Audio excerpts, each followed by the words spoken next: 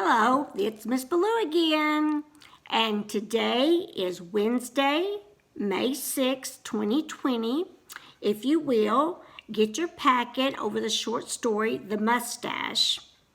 Go ahead and put your first, and get a pencil, obviously. Put your first and last name, make sure you print legibly, your pod, your grade, and then you see that it has Wednesday, May 6th. Read the story, follow along with me with the video, and there's questions at the end, and you can use your story to answer the questions. You can work together, you can do it by yourself, you can do it as a group. I don't care, but I do want you to please follow along and answer your questions. It's a good grade. Okay, here we go. This is called The Moustache by Robert Cormier. Robert Cormier was born in 1925 and he lived to the year 2000. He was an American author, columnist, and reporter known for his deeply sad stories. In this short story, a boy visits his grandmother at her nursing home. As you read, it says take notes, but don't worry about that. Just as you read, watch the figurative language that describes the characters and their experiences. Okay, let's begin. Follow along. At the last minute, Annie couldn't go. She was invaded by one of those 24-hour flu bugs that sent her to bed with a fever, moaning about the fact that she'd also have to break her date with handsome Harry Arnold that night. We call him Handsome Harry because he's actually handsome, but he's also a nice guy, cool, and he doesn't treat me like Annie's kid brother, which I am, but like a regular person. Anyway, I had to go to lawn rest alone that afternoon. But first of all, I had to stand inspection. My mother lined me up against the wall, she stood there like a one-man firing squad, which is kind of funny because she's not like a man at all. She's very feminine, and we have this great relationship. I mean, I feel as if she really likes me. I realize that sounds strange, but I know guys whose mothers love them and cook special stuff for them and worry about them and all, but there's something missing in the relationship. Anyway, she frowned and started the routine. That hair, she said, then admitted. Well, at least you combed it. I sighed. I've discovered that it's better to sigh than argue. And that mustache, she shook her head. I still say a 17-year-old has no business wearing a mustache. It's an experiment, I said. I just wanted to see if I could grow one. To tell the truth, I had proved my point about being able to grow a decent mustache, but I also had learned to like it. It's costing you money, Mike, she said. I know. Okay, turn to page 2. The money was a reference to the movies. The downtown cinema had a special Friday night offer, half-price admission for high school couples 17 or younger. But the woman in the box office took one look at my mustache and charged me full price. Even when I showed her my driver's license, she charged full admission for Cindy's ticket too, which left me practically broke and unable to take Cindy out for a hamburger with the crowd afterwards. That didn't help matters because Cindy has been getting impatient recently about things like the fact that I don't own my own car and I have to concentrate on my studies if I want to win that college scholarship, for instance. Cindy wasn't exactly crazy about the mustache either. Now it was my mother's turn to sigh. Look, I said to cheer her up, I'm thinking about shaving it off, even though I wasn't. Another discovery. You can build a way of life on postponement. Your grandmother probably won't even recognize you, she said, and I saw the shadow fall across her face. Let me tell you what the visit to lawn rest was all about. My grandmother is 73 years old. She is a resident, which is supposed to be a better word than patient, at the Lawn Rest Nursing Home. She used to make the greatest turkey dressing in the world and was a nut about baseball and could even quote batting averages for crying out loud. She always rooted for the losers. She was in love with the Mets until they started to win. Now she has arteriosclerosis, which the dictionary says is a chronic disease characterized by abnormal thickening and hardening of the arterial walls, which really means that she can't live at home anymore or even with us, and her memory has betrayed her as well as her body. She used to wander off and sometimes didn't recognize people. My mother visits her all the time, driving the 30 miles to lawn rest almost every day. Because Annie was at home for semester break from college, we had decided to make a special Saturday visit. Now Annie was in bed, groaning theatrically. She's a drama major. But I told my mother I'd go anyway. I hadn't seen my grandmother since she'd been admitted to lawn rest. Besides, the place is located on the Southwest Turnpike, which meant I could barrel along in my father's new Le Mans. My ambition was to see the speedometer hit 75. Ordinarily, I used the old station wagon, which can barely stagger up to 50.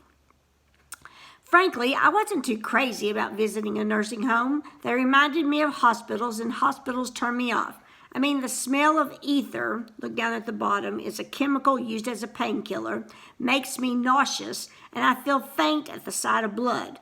And as I approached lawn rest, which is a terrible cemetery kind of name to begin with, I was sorry I hadn't avoided the trip. Then I felt guilty about it. I'm loaded with guilt complexes, like driving like a madman after promising my father to be careful, like sitting in the parking lot looking at the nursing home with dread and thinking how I'd rather be with Cindy. Then I thought of all the Christmas and birthday gifts my grandmother had given me, and I got out of the car, guilty as usual. Inside, I was surprised by the lack of hospital smell. Although there was another odor, or maybe the absence of an odor, the air was antiseptic, sterile, which means extremely clean, free of germs, bacteria, or infection. As if there were no atmosphere at all, I'd caught a cold suddenly and couldn't taste or smell. Okay, turn to page 3. A nurse at the reception desk gave me the directions. My grandmother was in East 3. I made my way down the tiled corridor and was glad to see that the walls were painted with cheerful colors like yellow and pink. A wheelchair suddenly shot around a corner, self-propelled by an old man, white-haired and toothless, who cackled merrily as he barely missed me. I jumped aside. Here I was, almost getting whacked out by a 2-mile-an-hour wheelchair after doing 75 miles on the pike. As I walked through the corridor seeking East 3, I couldn't help glancing into the rooms, and it was like some kind of wax museum. All these figures in various stances and attitudes, sitting in beds or chairs, standing at windows as if they were frozen forever in these postures. To tell the truth, I began to hurry because I was getting depressed. Finally, I saw a beautiful girl approaching, dressed in white, a nurse or an attendant. And I was so happy to see someone young, someone walking and acting normally, that I gave her a wide smile and a big hello, and I must have looked kind of like a nut. Anyway, she looked right through me as if I were a window, which is about par for the course whenever I meet beautiful girls. I finally found the room and saw my grandmother in bed. My grandmother looks like Ethel Barrymore. I never knew who Ethel Barrymore was until I saw a terrific movie, None But the Lonely Heart, on TV, starring Ethel Barrymore and Cary Grant. Both my grandmother and Ethel Barrymore had these great craggy faces. Craggy means, that's number 6, rough and uneven faces like the side of a mountain, and wonderful voices like syrup being poured slowly. She was propped up in bed, pillows puffed behind her. Her hair had been combed out and fell upon her shoulders. For some reason, this flowing hair gave her an almost girlish appearance despite its whiteness. She saw me and smiled. Her eyes lit up and her eyebrows arched, and she reached out her hands to me in greeting. "Mike, Mike," she said, and I breathed a sigh of relief. This was one of her good days. My mother warned me that she might not know who I was at first. I took her hands in mine. They were fragile. I could actually feel her bones, and it seemed as if they would break if I pressed too hard. Her skin was smooth, almost slippery, as if the years had worn away all the roughness, the way the wind wears away the surfaces of stones. "Mike, Mike, I didn't think you would come," she said, so happy, and she was still Ethel Barrymore, that voice like a caress. "I've been waiting all this time." Before I could reply, she looked away, out the window. "See the birds? I've been watching them at the feeder. I love to see them come, even the blue jays. The blue jays are like hawks. They take the food that the small birds should have, but the small birds, the chickadees, which watch the blue jays and at least learn where the feeder is." She lapsed into silence, and I looked out the window. There was no feeder, no birds, There was only the parking lot and the sun glinting on car windshields. She turned to me again, eyes bright, radiant really. Or was it a medicine brightness? "Ah, Mike, you look so grand, so grand. Is that a new coat?" "Not really," I said. I'd been wearing my Uncle Jerry's old army fatigue jacket for months, practically living in it, my mother said. But she insisted that I wear my raincoat for the visit. It was about a year old, but looked new because I didn't wear it much. Nobody was wearing raincoats lately. Okay, turn the page to page 4. "You always loved clothes, didn't you, Mike?" she said. I was beginning to feel uneasy because she regarded me with such intensity. Those bright eyes, I wondered, are old people in places like this so lonesome, so abandoned that they go wild when someone visits? Or was she so happy because she was suddenly lucid, which means clear of mind and able to think? And everything was sharp and clear. My mother had described those moments when my grandmother suddenly emerged from the fog that so often obscured her mind, which means clouded her mind. I didn't know the answers, but it felt kind of spooky getting such an emotional welcome from her. "I remember the time you bought the new coat, the Chesterfield," she said, looking away again as if watching the birds that weren't there. "That lovely coat with the velvet collar. Black it was, stylish. Remember that, Mike? It was hard times, but you could never resist the glitter." I was about to protest. I had never heard of a Chesterfield, for crying out loud, but I stopped. "Be patient with her," my mother had said. "Humor her. Be gentle." We were interrupted by an attendant who pushed a wheeled cart into the room. "Time for juices, dear," the woman said. She was the standard 40 or 50-year-old woman, glasses, nothing hair, plump cheeks. Her manner was cheerful, but a businesslike kind of cheerfulness. I'd hate to be called dear by someone getting paid to do it. "Orange or grape or cranberry, dear? Cranberry's good for the bones, you know." My grandmother ignored the interruption. She didn't even bother to answer, having turned away at the woman's arrival, as if angry about her appearance. The woman looked at me and winked, a conspiratorial kind of wink. It was kind of horrible. I didn't think people winked like that anymore. In fact, I hadn't seen a wink in years. "She doesn't care much for juices," the woman said, talking to me as if my grandmother weren't even there. "But she loves her coffee with lots of cream and 2 lumps of sugar. But this is juice time, not coffee time." Addressing my grandmother again, she said, "Orange or grape or cranberry, dear?" "Tell her I won't no juices, Mike," my grandmother commanded regally, her eyes still watching invisible birds. The woman smiled, patient like a label on her face. "That's all right, dear. I'll just leave some cranberry for you. Drink it at your leisure. It's good for the bones." She wheeled herself out of the room. My grandmother was still absorbed in the view. Somewhere a toilet flushed. A wheelchair passed the doorway, probably the same old driver fleeing a hit-and-run accident.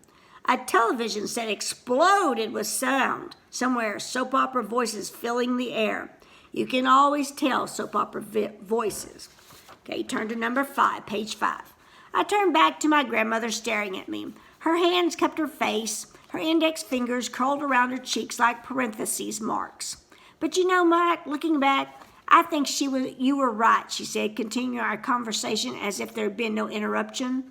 "You always said, it's the things of the spirit that count, Meg, the spirit. And so you bought the baby grand piano. A baby grand in the middle of the Depression." And look down, the Depression was referring to the Great Depression when there was no work, no money, etc. A knock came on the door, and it was the delivery man. It took 5 of them to get it into the house. She leaned back, closing her eyes. "How I loved that piano, Mike. I was never that fine a player, but you loved to sit there in the parlor," which is like a little living room, "on Sunday evenings, Ellie on your lap, listening to me play and sing." She hummed a bit, a fragment of melody I didn't recognize. Then she drifted into silence. Maybe she'd fallen asleep. My mother's name is Ellen, but everyone calls her Ellie. "Take my hand, Mike," my grandmother said suddenly. Then I remembered my grandfather's name was Michael. I'd been named for him. "Ah, Mike," she said, pressing my hand with all of her feeble strength. "I thought I'd lost you forever, and here you are back with me again." Her expression scared me. I don't mean scared as if I was in danger, but scared because of what could happen to her when she realized the mistake she had made. My mom always said I favored her side of the family. Thinking back to the pictures in the old family albums, I recall my grandfather as tall and thin, like me. But the resemblance ended there. He was 35 years old when he died, almost 40 years ago, and he wore a mustache. I brought my hand to my face. I also wore a mustache now, of course. I sit here these days, Mike, she said, her voice a lullaby, her hand still holding mine, and I drift and dream. The days are fuzzy sometimes, merging together. Sometimes it's like I'm not here at all, but somewhere else altogether. And I always think of you. Those years we had, not enough years, Mike, not enough. Her voice was so sad, so mournful that I made sounds of sympathy, not words exactly, but the kind of soothings that mothers murmur to their children when they've awakened from bad dreams. And I think of that terrible night, Mike, that terrible night. Have you ever really forgiven me for that night? Listen, I began. I wanted to say, Nana, this is Mike, your grandson, not Mike, your husband.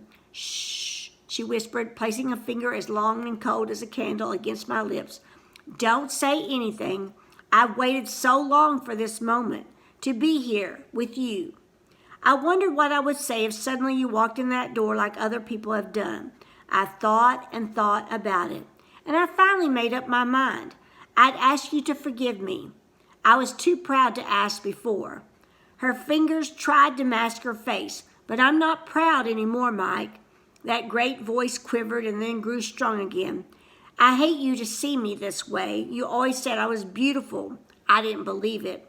The charity ball, when we led the grand march, and you said I was the most beautiful girl there. Okay, turn to page 6. Nana, I said, I couldn't keep up the pretense any longer. A pretense means act like you're somebody you're not. Adding one more burden to my load of guilt, leading her on this way, playing a pathetic game of make-believe with an old woman clinging to memories. She didn't seem to hear me. But that other night, Mike, that terrible one, the terrible accusations I made, even Ellie woke up and began to cry. I went to her and rocked her in my arms, and you came into the room and said I was wrong. You were whispering, an awful whisper, not wanting to upset little Ellie, but wanting to make me see the truth. And I didn't answer you, Mike. I was too proud.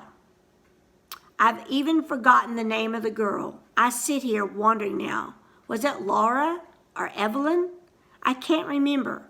Later I learned that you were telling the truth all the time, Mike, and that I'd been wrong. Her eyes were brighter than ever as she looked at me now, but tear bright, the tears gathering. It was never the same after that night, was it, Mike? The glitter was gone from you, from us, and then the accident. And I never had the chance to ask you to forgive me. Oh, my grandmother, my poor, poor grandmother. Old people aren't supposed to have those kinds of memories. You see their pictures in family albums, and that's what they are, pictures. They're not supposed to come to life. You drive out in your father's Le Mans doing 75 on the pike, and all you're doing is visiting an old lady in a nursing home. A duty call. And then you find out that she's a person. She's somebody. She's my grandmother, all right, but she's also herself. Like my own mother and father. They exist outside of the relationship to me. I was scared again. I wanted to get out of there. Mike, Mike, my grandmother said, say it, Mike. I felt as if my cheeks would crack if I uttered a word. Say you forgive me, Mike. I've waited all these years. I was surprised at how strong her fingers were. Say, I forgive you, Meg. I said it. My voice sounded funny, as if I was talking in a huge tunnel. I forgive you, Meg. Her eyes studied me. Her hands pressed mine. For the first time in my life, I saw love at work. Not movie love, but not Cindy's sparkling eyes when I tell her that we're going to the beach on a Sunday afternoon. But love like something alive and tender, asking nothing in return. She raised her face and I knew what she wanted me to do. I bent and brushed my lips against her cheek. Her flesh was like a leaf in autumn, crisp and dry. She closed her eyes and I stood up. The sun wasn't glittering on the cars any longer. Somebody had turned on another television set, and the voices were the show-off voices of the panel shows. At the same time, you could still hear the soap opera dialogue on the other television set. Okay, turn the page. Page 7. I waited a while. She seemed to be sleeping, her breathing serene. Serene means calm and peaceful and regular. I buttoned my raincoat. Suddenly she opened her eyes again and looked at me. Her eyes were still bright, but they merely stared at me, without recognition or curiosity, empty eyes. I smiled at her, but she didn't smile back. She made a kind of moaning sound and turned away on the bed, pulling the blankets over her. I counted to 25 and then to 50 and did it all over again. I cleared my throat and coughed tentatively, means without confidence or certainty. She didn't move. She didn't respond. I wanted to say, Nana, it's me, but I didn't. I thought of saying, Meg, it's me, but I couldn't. Finally, I left, just like that. I didn't say goodbye or anything. I stalked through the corridors, looking neither to the right nor the left, not caring whether that wild old man with the wheelchair ran me down or not. On the Southwest Turnpike, I did 75, 80, most of the way. I turned the radio up as loud as it could go, rock music, anything to fill the air. When I got home, my mother was vacuuming the living room rug. She shut off the cleaner and the silence was deafening. Well, how was your grandmother? She asked. I told her she was fine. I told her a lot of things, how great Nana looked and how she seemed happy and had called me Mike. I wanted to ask her, hey, Mom, you and Dad really love each other, don't you? I mean, there's nothing to forgive between you, is there? But I didn't. Instead, I went upstairs, took out the electric razor Annie had given me for Christmas, and shaved off my mustache. Okay, now that was a very typical story about people that are young or even my age going to visit their family in nursing homes. It's not an easy situation, but it's not easy for them either.